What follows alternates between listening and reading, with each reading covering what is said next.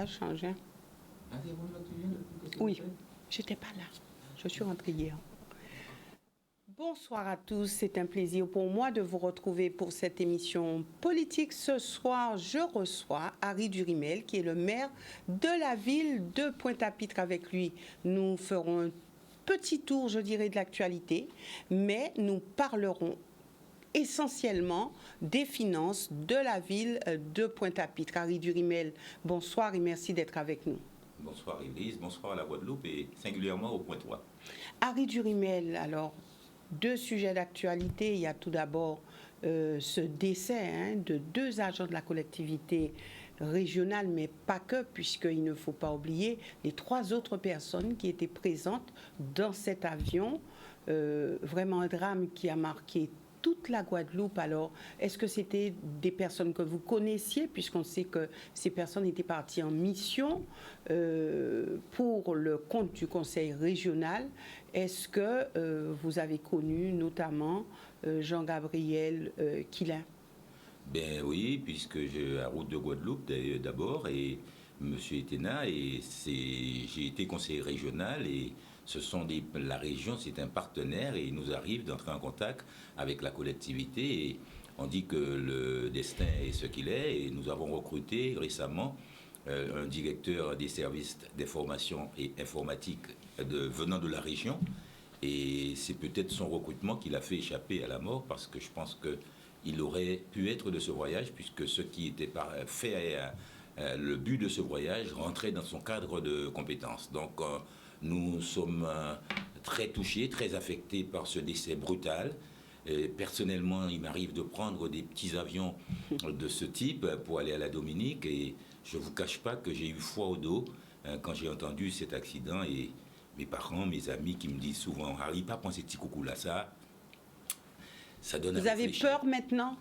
Ben, vous savez, il y a plus d'accidents de voiture que d'avions et ça choque parce que c'est brutal, mais pour le nombre de personnes qui meurent sur la route, on pourrait même dire que l'avion est un moyen de déplacement plus sécurisé que la voiture. Néanmoins, ce soir et depuis 2 jours, ce sont des familles qui sont endeuillées, ce sont des proches qui sont complètement effondrés face à ce drame et je voudrais pouvoir leur dire ma compassion, leur exprimer mes condoléances empressées en attendant qu'on puisse le faire en direct et en espérant qu'ils pourront au moins retrouver les corps puisque j'ai des amis qui ont l'occasion de perdre des parents dans des accidents, pas loin de la Dominique notamment, et je sais qu'ils sont encore en suspens puisqu'ils n'ont jamais pu retrouver le corps.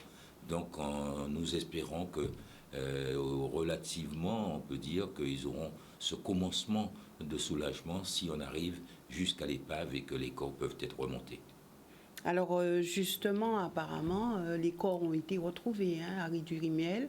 Les 5 corps dans l'avion ont été retrouvés, avion localisé à peu près à 45 mètres de fond, et les corps étaient dans l'avion, donc ces corps ont été retrouvés. Alors je sais que les corps on nous a dit que les corps étaient dans l'avion, mais je n'ai pas les nouvelles du soir. Je ne sais pas si l'épave a été remontée avec les corps dedans, mais je sais qu'ils ont été localisés.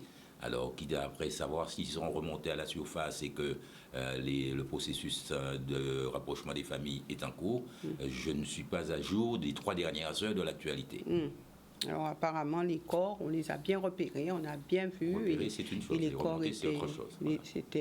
Donc voilà, les pompiers étaient à pied d'œuvre et donc ces corps ont été déjà repérés et retrouvés. Donc voilà. Vous savez, c'est un risque, on parle souvent des risques sismiques, risques cycloniques et autres, mais lorsqu'on vit sur un archipel, puisqu'on a tendance à oublier que la Guadeloupe, c'est un ensemble d'îles, et j'aime bien le slogan du CTIG, et la Guadeloupe a plusieurs îles en elle, et donc nous sommes appelés à nous déplacer de Marie-Galante aux Saintes ou à la Désirade, et donc c'est un des risques auxquels nous sommes exposés, le risque aéronautique, le risque d'un accident d'avion. Et il faut vivre avec. Il faut qu'on vive avec, on ne va pas s'enfermer sur le petit bout de caillou où nous vivons.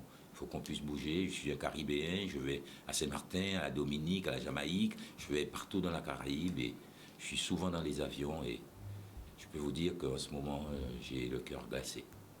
Ouais, cœur glacé. Ouais. Harry Durimel, alors une autre actualité dans le cadre du projet de loi de finances 2024, alors cette exonération au niveau de la Guadeloupe de taxes sur les activités polluantes, alors soutenue par le sénateur Victorin Lurel, et d'ailleurs acceptée, a déjà défrayé la chronique. Certains ne comprennent pas, certains disent que bon, c'est pas possible, etc. Alors, vous qui êtes un vert et qui l'êtes depuis très longtemps, que pensez-vous de cela? Est-ce que vous êtes aussi radical sur le fait que non, on ne devrait pas enlever cette taxe, ou est-ce que vous dites il faut passer quand même par là? Eh bien, moi, je suis un adepte du principe pollueur-payeur. Ceux qui polluent doivent payer le coût de la pollution, et la nature n'est pas un exutoire, ce n'est pas un espace où on peut rejeter tout ce dont on veut se débarrasser. Et donc ceux qui polluent doivent réparer, et c'est ce qu'on demande dans l'affaire du chlordécone, que ceux qui nous ont empoisonnés pour 700 ans puissent porter au moins une contribution dans le fonds d'indemnisation qui doit être créé. Donc je ne suis pas choqué, les personnes qui sont choquées sont celles qui n'ont pas encore, ne considèrent pas l'environnement et les espèces parmi lesquelles nous vivons comme étant des espèces mineures. Mais moi je considère que tous les êtres vivants ont un droit à la vie, et ce droit à la vie, rien n'autorise les hommes à le détruire, à le détériorer. Et donc, pour moi, c'est un sujet qui fait corps avec mon engagement idéologique depuis toujours. Mais que la Guadeloupe soit exonérée de taxes sur les activités polluantes. Je dis bien justement qu'elle ne soit pas exonérée. Le principe alors, ce dont on parle, c'est bien que le sénateur Lurel a bien défendu. D'ailleurs, il s'est exprimé, il s'est expliqué là-dessus pourquoi est-ce qu'il était pour que la Guadeloupe soit exonérée de taxes sur les activités polluantes.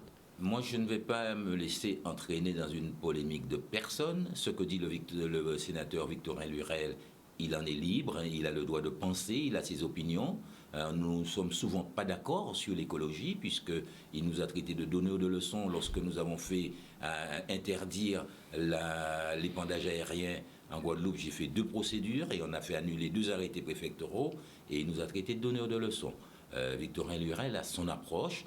Ce n'est pas le sujet, Victorin Lurel. Le sujet, c'est que notre nature, notre environnement ne peut pas être pollué impunément. Ceux qui le polluent doivent réparer, tenter de le dépolluer, et si cela a causé préjudice aux gens ou à d'autres espèces, ça doit être réparé. Je ne vois pas pourquoi nous devrions être exonérés d'une taxe qui a pour but d'instaurer une police de l'environnement. Et quand je vois ce que nous endurons à Pointe-à-Pitre, quand je vois comment les gens déversent leurs déchets dans des espaces, vont jeter leurs matériaux de chantier dans des coins de rue, moi je vais à Pointe-à-Pitre instaurer la traque aux pollueurs, la traque de ceux qui salissent la ville et qui vont eux-mêmes faire des photos pour dire que la ville est sale. Donc en aucun cas, je ne peux penser en exonération, mais pense plutôt en sanction pour ceux qui polluent. Comment sanctionner? Et surtout, est-ce que vous pourrez être, en tout cas, mener ce combat-là? On connaît que, Pointe-à-Pitre, comment ça fonctionne. Alors, comment pourrez-vous faire? Est-ce que ce n'est pas un combat perdu d'avance?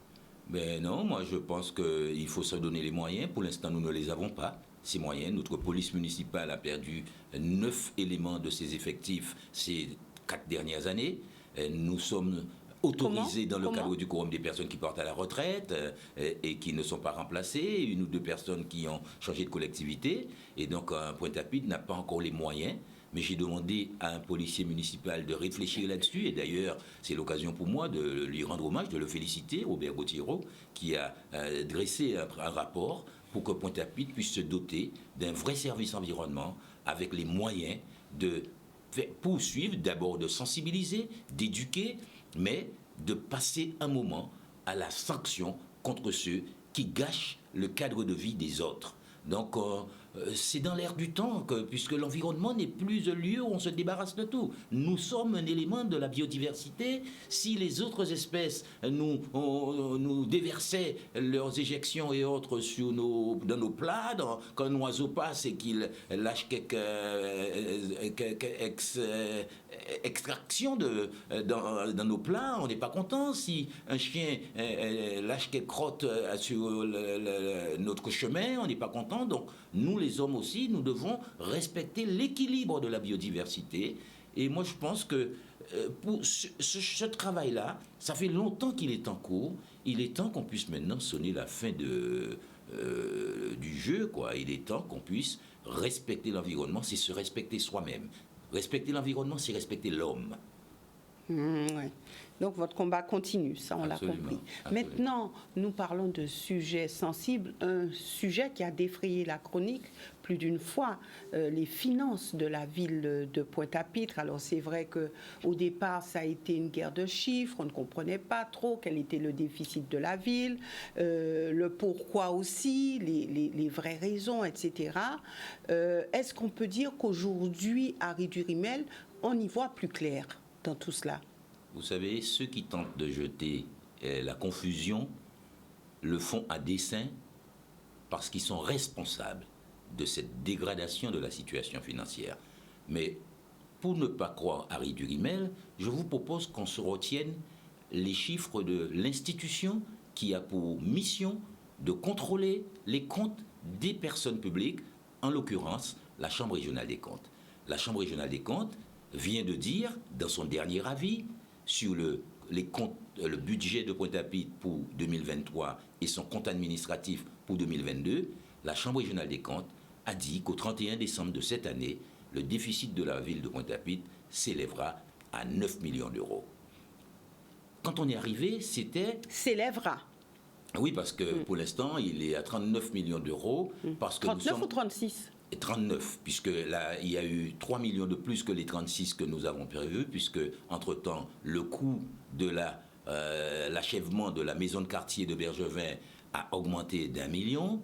Le déficit de la caisse des écoles a encore cru d'environ 1 million. Nous avons dû faire un échéancier pour payer des cotisations qui n'ont pas été payées pour le personnel de la caisse des écoles qui risquait de ne pas pouvoir partir à la retraite parce que nous étions débiteurs face à la Caisse nationale de retraite des collectivités locales. Donc il y a eu 3 millions de plus au déficit, donc c'est 39 millions. Mais comme nous sommes en train de réaliser une opération de cession d'actifs pour réaliser ce qu'on appelle le renouvellement urbain de Pointe-à-Pitre, réinventons la Pointe, c'est le nom de l'opération baptisée par la SIG, qui va consister à démolir progressivement, mais en attendant à réparer les résidences de Mortenol, de Luisy-Mathieu et de Bergevin et de la Cité des Fonctionnaires. Grâce à cette opération qui nous permettra d'améliorer le cadre de vie des gens qui habitent dans ces quartiers, nous allons aussi récupérer 30 millions d'euros. La SIG a proposé 23 millions au terme d'une année de négociation, puisque le Conseil m'a donné pouvoir de négocier. En négociant à la hausse, nous avons obtenu 30 millions d'euros. Voilà pourquoi la Chambre régionale des comptes, qui n'avait pas accepté que nous les inscrivions en 2022, ces 30 millions d'euros, a accepté, compte tenu du fait que les promesses de vente sont aujourd'hui signées, la Chambre régionale des comptes accepte d'intégrer dans nos chiffres ces 30 millions d'euros et on devrait finir l'année à 9 millions d'euros, si ce n'est pas mieux. Nous espérons, selon la rigueur que nous appliquons, nous espérons finir vers 5-6 millions d'euros cette année. Alors, lors du dernier rapport de la Chambre régionale des comptes, elle disait qu'il fallait encore, elle reconnaissait que vous avez fait des efforts, mais qu'il fallait encore poursuivre. Et elle vous demandait de vous orienter vers une taxe sur le foncier bâti. Alors, est-ce que c'est toujours d'actualité pour vous ou est-ce que vous vous dites, si on arrive à redresser plus, on n'aura pas besoin d'aller jusque-là? Eh bien, nous résistons à la Chambre régionale des comptes jusqu'à présent. La Chambre régionale des comptes demande qu'on augmente les impôts, demande qu'on ne paye pas les jours de grève, ça nous le ferons, demande que nous ne payons pas d'heures supplémentaires si les agents ne font pas 1607 heures annuelles. Donc nous appliquons les consignes de la Chambre régionale des comptes. Cependant, sur les impôts, nous considérons que Pointe-à-Pitre a déjà souffert.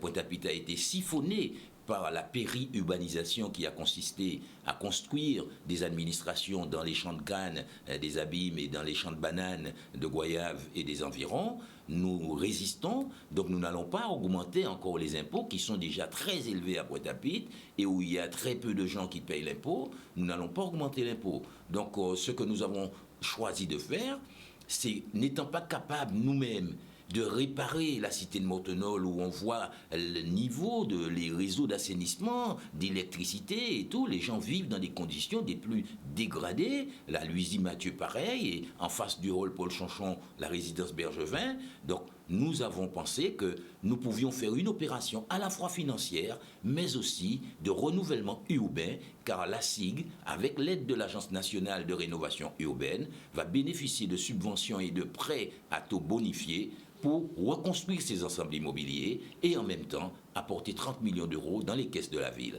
Vous savez que lorsqu'une ville a un déficit qui est égal à 10% de ses recettes de fonctionnement, la ville relève du contrôle de la Chambre régionale des comptes. C'est-à-dire qu'à Pointe-à-Pitre, nous avons 47 millions de recettes de fonctionnement. Dès lors que le déficit est supérieur à 4,7 millions, vous relevez de la Chambre régionale des comptes. Moi, mon espoir, et je le dis au point 3, ce que j'espère, c'est qu'avant la fin de mon mandat, que nous sortions du contrôle de la Chambre régionale des comptes. Et cela sera historique, car cela fait plus de 10 ans que Pointe-à-Pitre a perdu la main sur son budget. Grâce à notre rigueur, nous allons retrouver un équilibre très prochainement. Alors, Harry Durimel, vous avez une ambition pour la ville de Pointe-à-Pitre. On peut dire quand même que vous avez été aidé par l'État pour redresser la situation. Absolument. Et pour être aidé par l'État, il a fallu restaurer la confiance. L'État ne nous aiderait pas si c'était un tonneau percé et que ce que l'État met repartait automatiquement. On voit que nous appliquons la rigueur. L'État nous a donné sur 79 millions de déficit en 2019. L'État nous a versé 4 millions d'euros à ce jour. 1 million la première année, 1,9 million et 1 million. 4 millions d'euros. 4 millions. Donc, ce n'est pas avec ça qu'on va résorber le déficit. Nous résorbons le déficit en payant les dettes du passé avec les crédits qui devraient servir à couper l'herbe, par exemple, maintenant, à réparer les routes. Donc, ce que nous devrions faire aujourd'hui avec l'argent de 2023 sert à payer ce qu'on nous a laissé comme dette de 2014 Alors, à 2017. vous dites que l'État ne nous a pas donné suffisamment pour nous permettre de sortir. En tout cas, ce n'était pas beaucoup par rapport à ce que, aux chiffres que vous avez annoncés. Mais comment avez-vous fait concrètement pour sortir de là? Eh bien, je vais vous dire, nous recevons 3 500 000 euros de dotation à peu près chaque mois.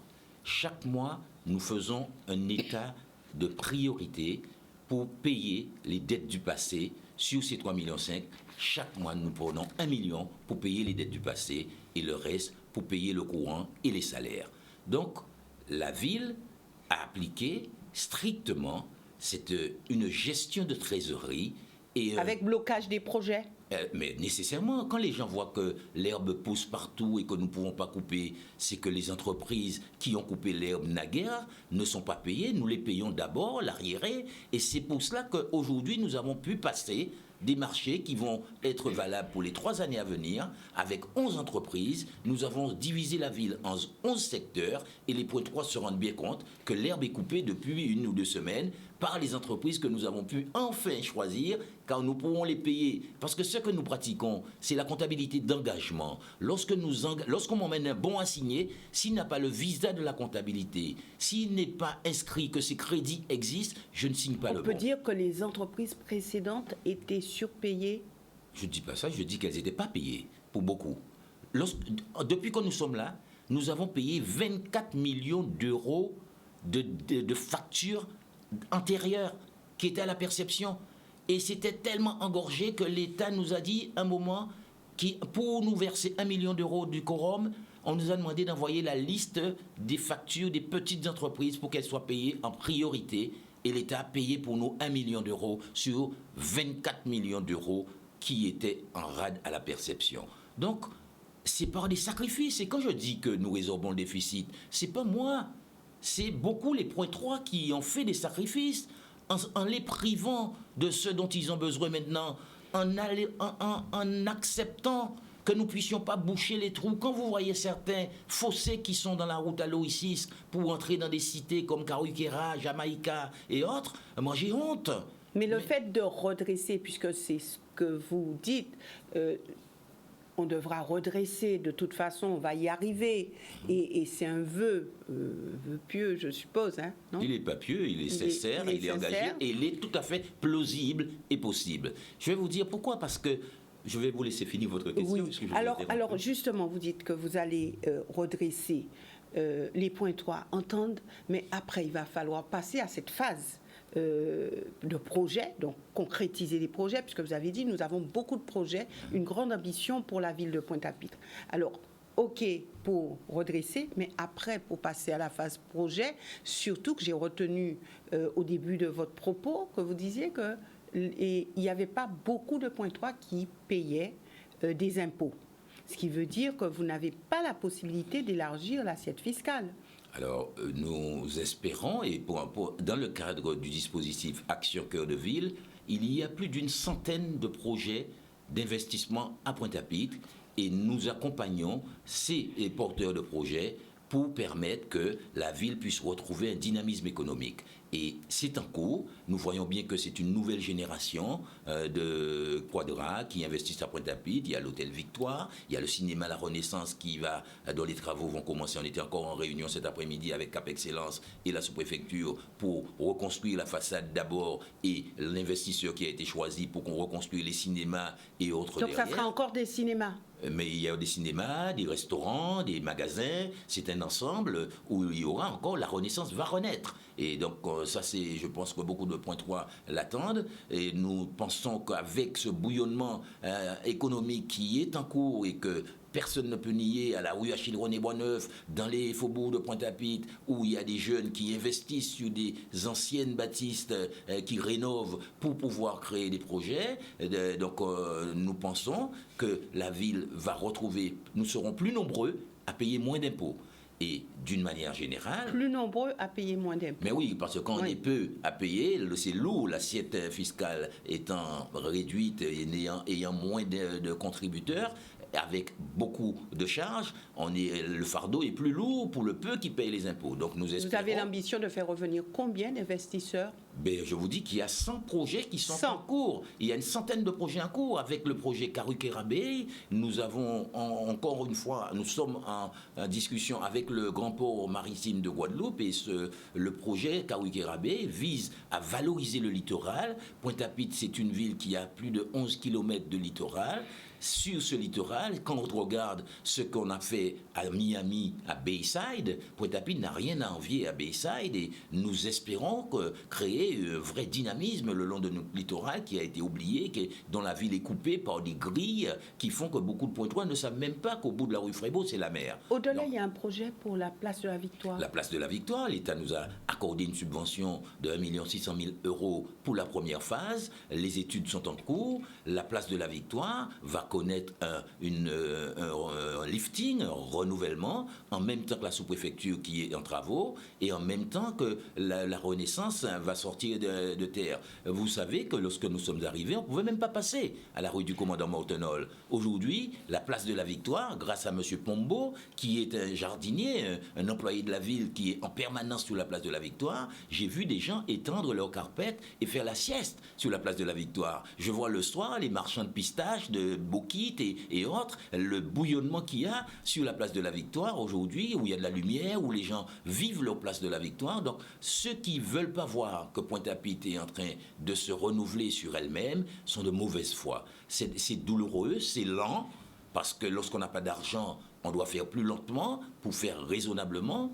Mais Pointe-à-Pitre est une ville qui est en train, une belle endormie, qu'a dit TF1 dans un reportage. Alors, une belle endormie. Qui se réveille. Mais avec un talon d'Achille qui est le Centre des Arts à Rédurimel. Les points 3 vraiment s'interrogent sur le devenir du Centre des Arts. Et pour certains, c'est vraiment la plaie de Pointe-à-Pitre. Est-ce une réalité? Mais c'est une plaie. Et c'est une plaie que j'ai au visage tous les matins. Depuis que nous sommes arrivés, c'est une friche que je regarde avec beaucoup de douleur au cœur de voir que le Centre des Arts, petit comme il était, il avait pu héberger un concert de Miles Davis. On a voulu faire un grand temple de Yamoussoukro. On a vu plus grand comme d'habitude. On a voulu faire plus que la ville ne peut payer. Et on a passé le fardeau à Cap Excellence. Et aujourd'hui, c'est en train de mourir sur les bras de Cap Excellence qui cherche 22 millions d'euros pour ajouter aux 17 millions qui sont déjà passés pour arriver à ce qu'on voit là, ce gros gâchis. Donc nous ne désespérons pas. Il faut détruire le centre des arts, il faut s'en débarrasser. Je ne pense pas qu'il faut en arriver là parce que psychologiquement, si vous dites ça et si je m'associe à ça, je suis mort.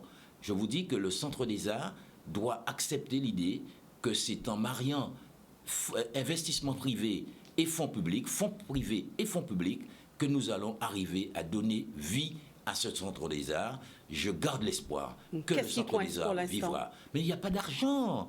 On a fait 17 millions d'euros de travaux, c'était prévu que ça s'achève à 17 millions. Aujourd'hui, qu'on a dépensé 17 millions, on se rend compte qu'il en faut 39. Donc il manque 22. Et ni l'État, ni la région n'ont encore accepté de mettre. Cap Excellence a mis 17 millions sur ses fonds propres. Donc la ville de Pointe-à-Pitre ne peut pas mettre. Donc nous sommes membres de Cap Excellence et Cap Excellence perçoit à notre place la contribution foncière des entreprises, un impôt que payent les acteurs économiques de Pointe-à-Pitre, mais qui va à Cap Excellence. Et nous considérons aujourd'hui que Cap Excellence nous doit à Pointe-à-Pitre 5 millions d'euros en termes d'attribution de compensation, vu le déséquilibre qu'il y a entre ce que nous versons à Cap Excellence et ce qu'on nous donne en retour. Quand je vois l'État des zones d'activité économique de Bergevin, le centre-ville, quand je compare à la zone d'activité de Dugazon et de Beau-Soleil à Bémaro, on voit bien que Pointe-à-Pitre, le compte n'y est pas.